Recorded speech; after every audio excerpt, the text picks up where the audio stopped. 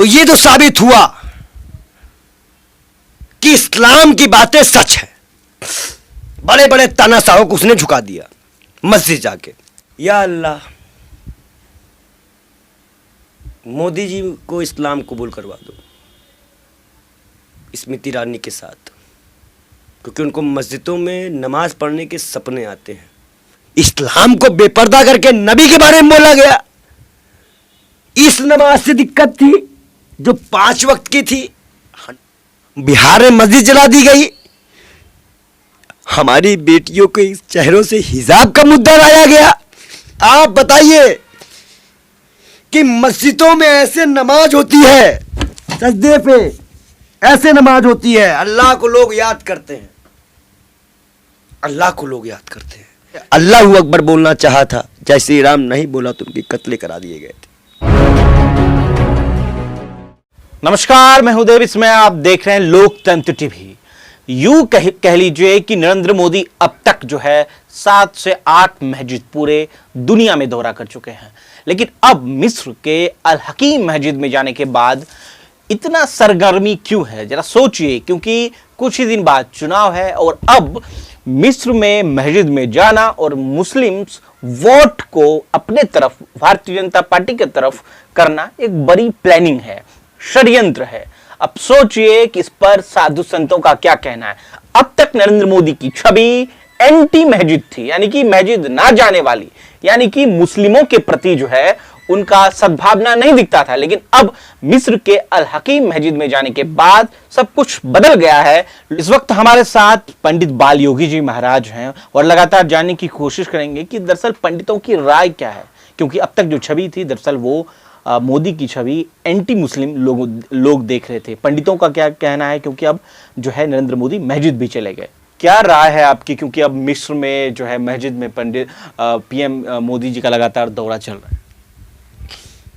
आज मुझे एक बात का एहसास हो रहा है कि नरेंद्र मोदी जी ने आज उन सभी आत्माओं को शांति दे दी है जिनका नाता उस दंगों से है जिस दंगों में हिंदू और मुसलमान का नाम है। चाहे वो इखलाक हो, चाहे वो पहलू खां हो, चाहे वो नासिर हो, चाहे वो जुनैद हो, आज उन्होंने मरकर भी साबित कर दिया। जैसे हम मरते दम तक कहेंगे जय श्री राम, जय श्री राम, और उन्होंने अल्लाह अकबर बोलना चाहा था, जय श्री राम नहीं बोला तो उनकी कत्ले करा दिए गए थे। कुरान की आयतें बताने गए नरेंद्र मोदी जी, क्या कुरान की वो आयत बता पाए जिसमें एक लिखा है कि एक इंसान का कत्ल पूरी इंसानियत का कत्ल है। हमें मस्जिद जाने से कोई दिक्कत नहीं है, हमें उनके मस्जिद जाने से कोई तकलीफ नहीं है, लेकिन क्या ये मस्जिद जाना वोट बैंक की राजनीति नहीं है? क्या ये मस्जिद जाना उन नेताओं को बरनौल खरीदने के लिए अब दुकान में जाना नहीं होगा? आप बताइए, आप बताइए कि मस्जिदों में ऐसे नमाज होती है, सजदे पे ऐसे नमाज होती है, अल्लाह को लोग याद करते हैं, अल्लाह को लोग याद करते हैं। बिहार में मस्जिद जला दी गई, बिहार में मस्जिद जला दी गई। हमारी बेटियों के चेहरों से हिजाब का मुद्दा लाया गया। इस्लाम को बेपर्दा करके नबी के बारे में बोला गया। इस नमाज से दिक्कत थी जो 5 वक्त की थी, हनुमान चालीसा लाया गया। और आज नरेंद्र मोदी जी ने कहा कि इस्लाम, नमाज, अल्लाह का घर और इस्लाम धर्म एक शांति का प्रतीक है। ये मैं नहीं कह रहा हूं, ये मैं नहीं कह रहा हूं, ये कुरान कहती है। तो ये तो साबित हुआ कि इस्लाम की बातें सच है। बड़े बड़े तानाशाहों को उसने झुका दिया मस्जिद जाके। जैसे मैं मस्जिद पहुंचा और मैं वहां कहूं, जैसे मैं रामनवमी में जाऊं, भगवान राम की पूजा करूं, भगवान राम से प्रार्थना करूं, हे मां, हे भगवान राम, कल ना, या अल्लाह, मोदी जी को इस्लाम कबूल करवा दो स्मृति ईरानी के साथ, क्योंकि उनको मस्जिदों में नमाज पढ़ने के सपने आते हैं। ऐसे मैं दुआ कर लूं तो मैं हिंदू नहीं रहूंगा, मैं हिंदू नहीं हूं, क्योंकि मैंने एक जो चेहरा था, जो गुनाहों और दरिंदों का चेहरा था, मैं वो निकाल दिया। आप सोचिए, आप सोचिए, मदरसों में उन छोटे बच्चों के हालात पूछिए जब उस मस्जिद में आग लगाई गई थी। हालात कितने बुरे हैं और क्या हो सकता है। दूसरी महत्वपूर्ण बात, मैं जामा मस्जिद गया था, आपके चैनल ने कवर किया था। आपको पता है विश्व हिंदू परिषद और बजरंग दल ने मेरे पीछे लग गए थे, मुझे धमकियां मिलने लग गई थी। मुझे मस्जिद में जाने के लिए ऐसे बोला जा रहा था कि जैसे लगता है बहुत बड़ी बात हो गई। तो क्या इस देश की मस्जिद मस्जिद नहीं है और वो मिस्र की मस्जिद मस्जिद है? अब तक आप 6 मस्जिदों का दौरा कर चुके हैं, 7 मस्जिदों का, जो कि अहमदाबाद में एक मस्जिद, वो भी जापान के किसी डेलीगेट के साथ, किसी भी डेलीगेट के साथ, नहीं जानता किसी का नाम हमें। हम तो अपने देश को देखेंगे भाई, हम तो पंडित हैं, हम तो इसको भी जानते हैं और इसको भी जानते हैं, तभी तो हम पैगाम देते थे। इस्लाम की जब जब बात आई है, आपने गौर करिए, जब जब नमाज की बात आई, हज की बात आई, मैं आपको बता दूं, मैं एक मस्जिद के पास बगल में, जो कमरा नहीं होता, साफ होता है बाहर का, मैंने वहां पे जो है एक इंटरव्यू किया। उसमें मैंने बताया कि कैसे नमाज का प्रोसेस होता है।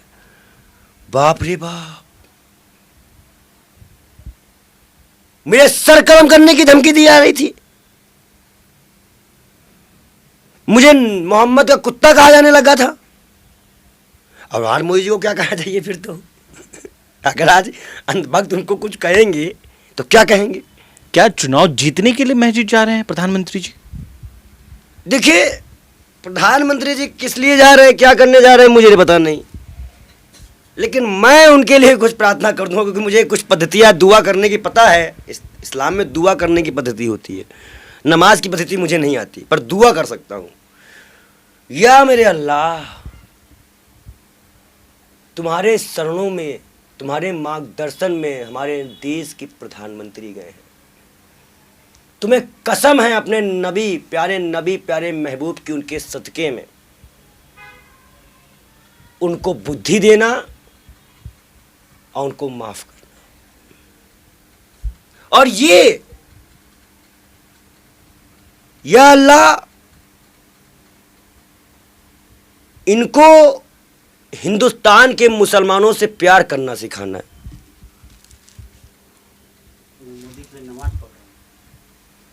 यही प्रार्थना का नियम है उसका। अगर ये चीजें चुनाव जीतने के लिए है, हिंदुस्तान के मुसलमानों का वोट लेने के लिए है, तो या मेरे अल्लाह, अगर तुम इनको, इनकी जीत के लिए मस्जिद जाते इनको जिताते हो, तो जितने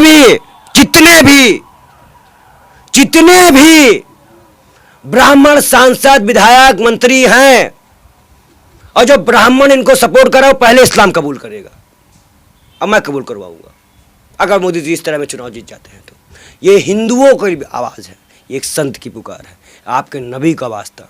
मोदी जी इस्लाम के बारे में बोलते हैं तो वो मस्जिद जाते हैं, तो क्या आप भी इस्लाम कबूल करेंगे, क्योंकि आप तो लगातार मस्जिद जाते हैं? देखिए, मैं इस्लाम को मानता हूँ, मैं सनातनी हूँ और मैं हर धर्म का सम्मान करता हूँ। कुरान को मैंने पढ़ा है, नबी को मैं जानता हूँ, उनके जो वाक्य हैं उनसे मैं प्रभावित हूँ।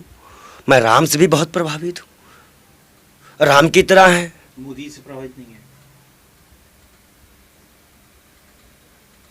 सोचना पड़ेगा।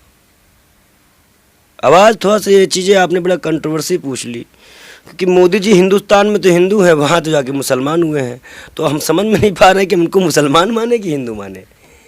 मोदी जी हिंदू हैं? हाँ हाँ, मुझे मालूम। मुसलमान कह रहे हैं? नहीं, मैं ये कंफ्यूज हूँ, मिस्र में क्या होना है। अगर मैं मस्जिद जाके मुसलमान हो जाता हूँ तो मोदी जी तो साथ में, कौन कह रहा है? क्योंकि आपके प्रधानमंत्री तो मस्जिद जा रहे हैं। तो अगर प्रधानमंत्री जी कर रहे हैं तो वही तो मैं कह रहा हूँ ना कि वो हिंदुस्तान में इस्लाम कबूल करेंगे कि मिस्र में करेंगे, करेंगे कहाँ पे? क्योंकि यहाँ के मुसलमानों को तो उन्होंने ट्रोल किया है, बहुत मारा है। आप समझिए ना इस चीज़ों को। मैं आपको इतना चीज़ें जो बता रहा हूँ, शांति का पैगाम दिया है किसने? मोदी जी ने। तो हम क्या करते हैं फिर? हम भी तो यही करते थे ना। तो फिर हमारे ऊपर हमला कैसे हो गया था? आप प्रधानमंत्री थोड़ी। अच्छा, मतलब हम प्रधानमंत्री नहीं रहेंगे तो हमारे पर हमला हो जाएगा? गजब की पत्रकारिता करते हो गुरु, वाह। मतलब धर्म के नाम पे हम लोग बैठे हैं, हम धर्म की बात बताएंगे, वो धर्म का भी काम करेंगे, मस्जिद भी जाएंगे, झूठ भी बोलेंगे, मणिपुर नहीं जाएंगे, और स्मृति ईरानी को सपना आ जाएगा कि हम मोदी जी नमाज पढ़ रहे थे, ओह सॉरी प्रियंका जी नमाज पढ़ रही थी तो मोदी जी पढ़ने चले गए। अब यहाँ के मंत्री लोग क्या करेंगे?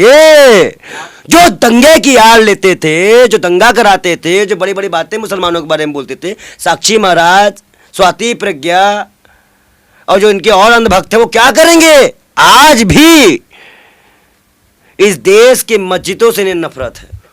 और जो मुझे सपने आ रहे हैं, उसमें तो एक बात कंफर्म है, स्मृति ईरानी ने पहले ही नमाज पढ़ते हुए सपना देख लिया है, और मोदी जी मस्जिद चले गए हैं। हमें लगता है कि दोनों ही एक साथ इस्लाम कबूल करेंगे, मोदी और स्मृति ईरानी साथ ही इस्लाम कबूल करेंगे। हिंदुत्व की सबसे बड़ी पुरोधा है। बड़े जिक्र तो मोदी जी ने मिस्र में इस्लाम का किया है, राम का तो किया ही नहीं है। अगर वो राम का प्रचार करते और नबी से राम को कंपेयर करते, बताते राम के चरित्र को और नबी के चरित्र को कैसे एक है। हिंदू राष्ट्र बनेगा नरेंद्र मोदी जी भाई। मिस्र में बोले, मिस्र में बनाएंगे कि पाकि अमेरिका में बनाएंगे, कहाँ बनाएंगे?